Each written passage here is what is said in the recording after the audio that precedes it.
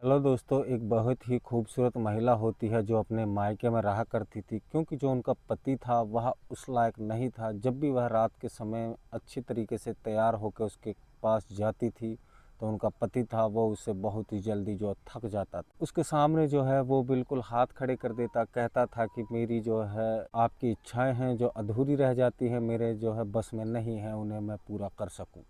जिसके चलते वह अपने मायके आकर रहने लग जाती है और वह अपने मायके में आकर जो है एक कंपनी में काम करती है। और जो वो कंपनी में काम करती थी वो उनकी मुंशी था। उसके साथ उनकी जो है सेटिंग हो जाती है और उनका दिल करता था कि उसे अपने घर बुला लें, उसके साथ मिलकर के वो अपनी अधूरी इच्छाओं को पूरा करे। फिर दोस्तों एक दिन की बात है, सुबह का समय था और वह महिला है जो अपने रूम में सोई थी। उसी दरमियान उनका जो भतीजा है वहां पर चला आता है और दोस्तों जब आता है तो वह अपने बुआ लगाते हुए देख लेता है तो उसे मांगने लगता है। जो महिला थी वह अपने भतीजे से कहती है कि तुम अभी बहुत बच्चे हो, अभी मैदान है जो बिल्कुल लाल हो चुका है, यदि तुम इस पर खेलोगे तो तुम्हें जो है कलर लग जाएगा। दोस्तों तभी उनका भतीजा है वो एक भी नहीं सुनता है और उसके बाद वह लगातार उस चीज़ की डिमांड करता है।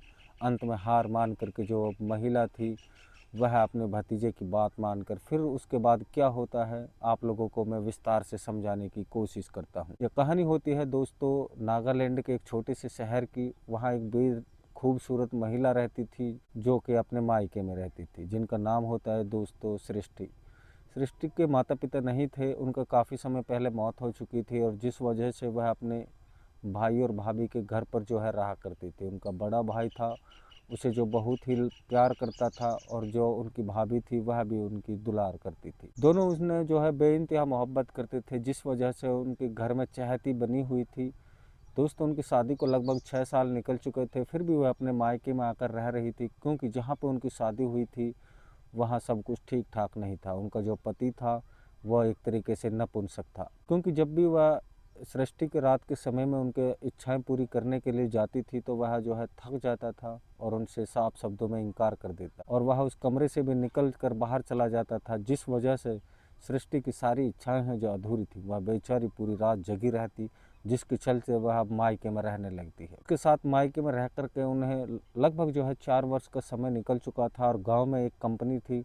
उसी कंपनी में जो है बच्चों को खाना बनाने की कुछ सामान बनता था और वह पूरे दिन उसी कंपनी में जो है काम करती। उस कंपनी का जो मुंशी होता है, जो मैनेजर होता है, उनके साथ उनका अफेयर हो चुका था।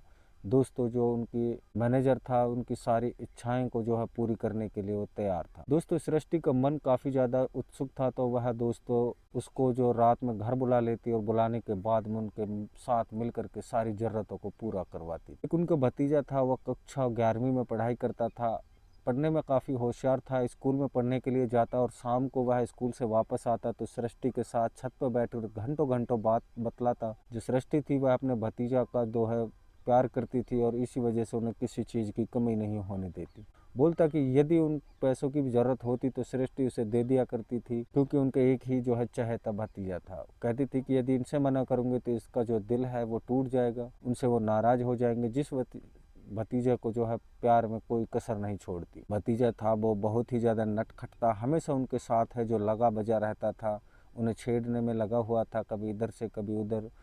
तो दोस्तों फिर एक दिन की बात होती है, इतवार का दिन था। सृष्टि है जो कंपनी छुट्टी थी, जिस वजह से वह सुबह देर तक कमरे में सोई हुई थी। अचानक से उनकी जो है एमसी को जो है लग जाता है महामारी। दोस्तों उन्हें देखती है तो उसी दरमियान अचानक से उनका जो भतीजा है वह वहाँ पर चला आता है और दोस्तों जब आता है तो वह अपनी जो है उनको कहता है कि वो उस चीज़ की डिमांड करने लग जाता है। भतीजा तो जो सृष्टि है अपने समझाती है कि तुम अभी जो हो बहुत छोटे हो, इधर उधर की बातें मत सोचो, तुम्हारी गलत है, तुम पढ़ाई पे फोकस रखो। लेकिन दोस्तों वो बहुत होशियार था, नटखट था, तो समझ गया था कि जो उनकी बुआ है उनका जो मन बन जाएगा देखते ही, इस वजह से वह उन पर अब जिद पे अड़ जाता है। कहता है सृष्टि से वो बार बार अपने भतीजे को समझाती है कि देखो तुम जो हो बहुत ही छोटे हो, इसलिए जाओ कमरे से निकल के बाहर खेलो। लेकिन दोस्तों वह नहीं माना, कहता है कि मैं खेलूंगा इसी मैदान पे, वरना मैं कहीं खेलने वाला नहीं। दोस्तों अंत में जो सृष्टि होती है वो घुटने टेक देती है। दरअसल बात कुछ ऐसी होती है कि जो वो कहती है कि जो अभी सिस्टम है वो महामारी की वजह से लाल हो चुका है, अगर तुम यहाँ पे खेलोगे तो फिर जो है समस्या हो जाएगी। तुम्हारी मम्मी पापा हैं वो बोलेंगे कि इसलिए भलाई इसी में है कि तुम मेरे कमरे से निकल के बाहर जाओ। ये सब कुछ काम है जो बहुत गलत है। दोस्तों वो उनका जो भतीजा होता है एक नहीं सुनता है और लगातार जिद पे अड़ जाता है और फिर अंत में दोस्तों वह हार मान के उनकी बात मान लेती है और कहती है कि इसे भी कभी कभी किसी चीज़ के लिए तरस आई नहीं हूँ और मना नहीं की हूँ, तो भला आज मैं इनके साथ ऐसा व्यवहार क्यों कर रही हूँ। उसके बाद दोस्तों वो सोच समझ करके वो भतीजे को आमंत्रण करती है और उसके बाद में उसी कमरे में बेड पे जो है लगातार उनके साथ में वह उनको हिलाने में जुट जाता है।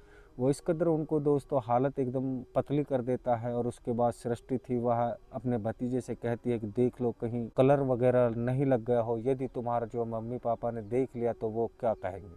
उसके बाद दोस्तों जो भतीजा वहाँ से उठ के बाहर जाता है और एक छोटा सा मग्गा लेकर के अपने हाथ पैर धो लेता है और वहाँ से निकल जाता है।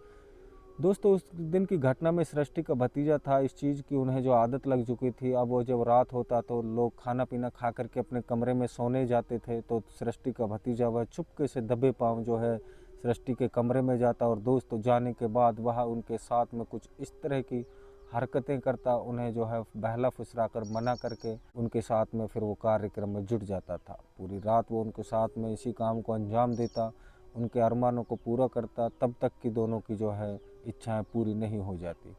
सुबह उनके कमरे से निकल जाता और उनकी जो सृष्टि होती है वो प्रतिदिन जो है अब कंपनी में जाती थी और जो लड़का था वो अपने स्कूल में जाता था। इसी तरीके से समय निकलता है। एक दिन जो है सृष्टि अपने कमरे में सोई थी, तब अचानक से जो है उनकी कंपनी का जो मैनेजर था उनके कमरे में चला आता है और देखता है कि दोस्त सृष्टि गहरी नींद में है। उसे लगता है कि इनकी नींद खुलती है तो उसकी ओर देखने लगती है और कहती है कि एक एक हो जाते हो। फिर जो लोग हैं अपना अपना ज़रूरत पूरा करते हैं। ठीक उसी तरीके दोस्तों जो सृष्टि का भतीजा है वह भी उसके कमरे में जाता है। जब वो जाता है तो वो सृष्टि और उनके जो मैनेजर होता है उनके साथ में उनका कार्यक्रम देख लेता है और उनसे रहा नहीं जाता है, उन दोनों के पास जाकर खड़ा हो जाता है। तब तक दोस्तों सृष्टि की नज़र उस पर पड़ती है तो वह काफ़ी ज़्यादा डर जाती है। तब तक दोस्तों जो मैनेजर होता है उनकी जो सृष्टि से अलग होकर बैठ जाता है और उन्हें धमकी देने लगता है, कहता है कि तुम मुझे रोज़ इस तरीके से कुछ नहीं करोगे तो मैं यह बात है जो मम्मी पापा को बता दूंगा। यानी एक तरीके से दोस्तों अब जो उनका भतीजा है उन्हें जो ब्लैकमेल करने लग जाता है और उनसे अब डिमांड करता है, क्यों तुम्हें मैं डर नहीं लगता। फिर जो सृष्टि का भतीजा है वो कहता है कि देखो ये जो सृष्टि है और ये मेरी बुआ है, तुम कौन हो हम दोनों के बीच में बोलने वाले। तो दोस्तों जो उनके फ़ौरन कमरे से निकल करके वो वहाँ से निकल जाता है और उसके बाद वो कहता है कि यहाँ दोबारा मत फटकना वरना तुम्हारी वीडियो बना करके जो वायरल कर दूंगी। फिर दोनों दोस्तों है वो मुँह दिखाने लायक नहीं रहोगे। उसके बाद दोस्तों जो मुंशी होता है और वो जो उनका भतीजा और उनकी बात ये सुनता है तो काफ़ी डर जाता है। कमरे से निकल जा करके वो दोस्तों फिर सृष्टि का भतीजा है वो उनसे कहने लगता है कि क्या हुआ, वाकई में आपको मानना पड़ेगा कि आप एक नंबर के जो नटखट इंसान हो। उनके बाद दोस्तों जो मैनेजर होता है वो उनको छोड़ देती है और उसके बाद में वो दोस्तों घर की मिट्टी घर में ही लगाने में लग जाते हैं। दोस्तों इसी तरीके से जो समय निकलता जाता है और उन्होंने जो एक पाक रिश्ते को जो है अब नापाक कर दिया था। चूँकि इस तरह की जो है रिश्तों को जो आदमी जोड़ के रखता है और फिर उनमें जो दरारें आ जाए तो फिर उनको जो है जोड़ना मुश्किल हो जाता है। दोस्तों इस कहानी का उद्देश्य हमारा किसी का दिल दुखाने का बिल्कुल नहीं था। हम जो भी कहानी सुनाते हैं समाज को जागरूक और सचेत करने के लिए सुनाते हैं। अगर आप लोगों को कहानी पसंद आई हो तो हमारे चैनल को सब्सक्राइब करें। जय हिंद, जय भारत।